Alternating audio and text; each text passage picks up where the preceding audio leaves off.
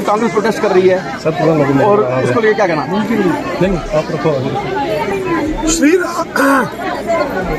श्री राहुल गांधी जी को enforcement directorate ED ने समन किया है और ये कानूनी प्रक्रिया है। बहुत पुराना एक मामला नेशनल हेराल्ड न्यूज़पेपर के जो ट्रस्ट में हुई गड़बड़ियों को लेकर ईडी ने श्री राहुल गांधी जी को समन किया। उनको पहले भी समन किया गया था और वो ईडी के सामने पेश नहीं हुए। आज एक और नोटिस के संदर्भ में वो ईडी के सामने पेश हुए हैं, तो कांग्रेसियों को बड़ी तकलीफ हो रही। अगर तो राहुल गांधी जी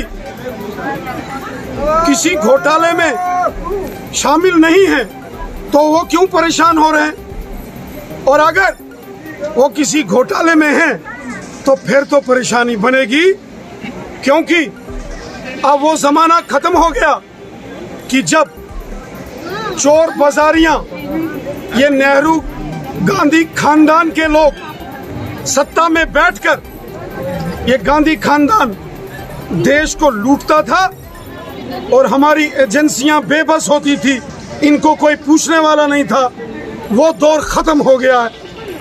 अगर कोई घोटाला, कोई भ्रष्टाचार किया है तो कानून अपना काम करेगा, क्योंकि कानून सबके लिए बराबर है। वो कोई आम आदमी है या नेहरू गांधी खानदान है। अगर चोरी करोगे तो जेल जाओगे और कानून की सजा तो आपको भुगतनी पड़ेगी। बिला वजह कांग्रेस के लोग इस प्रकार के धरने प्रदर्शन कर रहे हैं। कांग्रेस ने हमेशा कानून की धज्जियां उड़ाई।